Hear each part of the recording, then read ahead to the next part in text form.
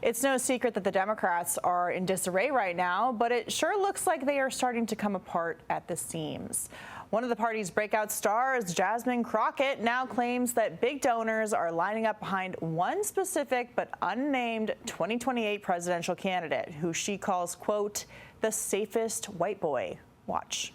It is this fear that the people within the party, within the primary system, will have about voting for a woman, because every time we voted for a woman, we've lost so far. And I think that that's a natural fear, because we just want to win. So there's a lot of people that are like, you know what? Like, let's go find the safest white boy we can find. I can tell you that there is one specific candidate. I had a donor on the phones with me telling me that all the donors are lining up behind that candidate. So I can tell, and I can tell you, it's not a black person nor woman, okay? Meanwhile, DNC Vice Chair David Hogg is now openly admitting that his party has all but abandoned young people. Take a look. Figure out how to bring people back in and work towards the bigger goal of advancing the future of this country and helping young people especially get by, so that they're able to focus on their lives and, getting with a young woman or something like that, instead of how are they going to pay their rent, for example, or how are they working their two jobs. Young people should be able to focus on what young people should be focused on, which is how to get laid and how to go and have fun. David Hogg for president, ladies and gentlemen. Also piling on against the party is veteran strategist James Carville, who is now calling on liberal Democrats to stop trashing the United States.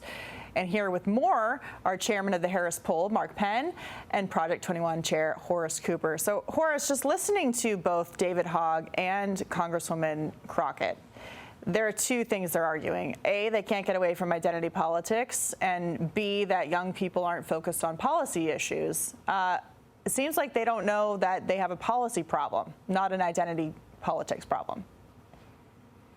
They absolutely, as a party, have a policy problem. Katie, thanks for having me on tonight.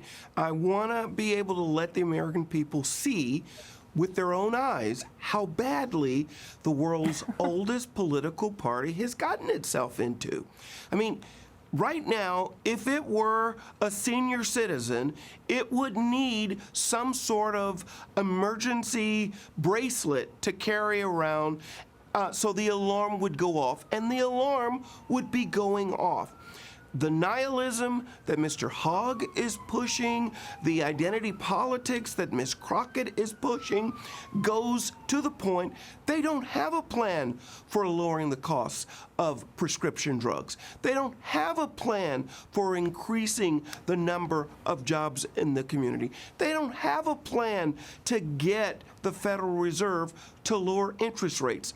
Young people, black people, middle-class people, all Americans are looking at this party, and it's a sad, sad situation.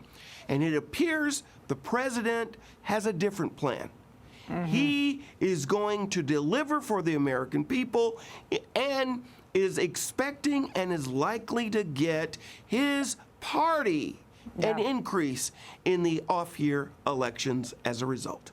You know, Mark, it just seems like the Democratic Party is A, in denial, and B, delusional about what the 2024 election really was all about and the voting demographics that they lost. I mean, for David Hogg to go and say that young people care about having fun and getting busy in the bedroom, well, that's actually not what they voted on. That's not why the younger generations are actually shifting to the right. It's because they want to be able to afford a home.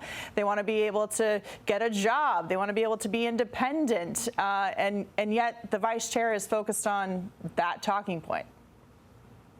Well, Katie, I mean, you're right, but let's not confuse social media leaders with real leaders. These are not the real leaders of the Democratic Party. They're saying outlandish things, so they get on social media, and then they get picked up over here. There's no real leader of the Democratic Party right now, in all honesty. There's no platform, there's no program. When you're a defeated party in the wilderness, you take a while to come back. It could be 2 years, it could be 4 years. The Republicans were out for a long time. Democrats, these parties eventually come back. There's no leader right now. There's going to be a huge presidential primary. There's going to be this huge midterm here. Maybe the Democrats will get Congress back. Trump was kind of dipping a bit, but I really think he's coming back quite strongly now because he took risk, and that risk seems to be paying off in big ways. And so I think he's gone back to being a very formidable leader, in the days that we're seeing especially when right he's now. doing things like, signing executive orders to try and make sure the United States is not subsidizing the Europeans on drug prices, with former Democrat RFK Jr. standing right there with him at the White House. But really quickly, want to get a quick answer from both of you. Who is the white guy that the Democrats are talking about? Is it Gavin Newsom, Horace? Well, I think it probably is Gavin Newsom, but this party is digging the hole deeper that they're going to have to climb out from, and Gavin Newsom is not the way to do that. Mark, who do you think she's talking about? That's my guess, but look, I don't think after the fires that Newsom's got a great chance. I think Shapiro could really represent a more centrist direction from the party, but they're a long way from the next primary. Yeah, we'll see if the left of the party lets them get away with the centrist as their nominee. We shall see. Thank you both very much. Great to see you.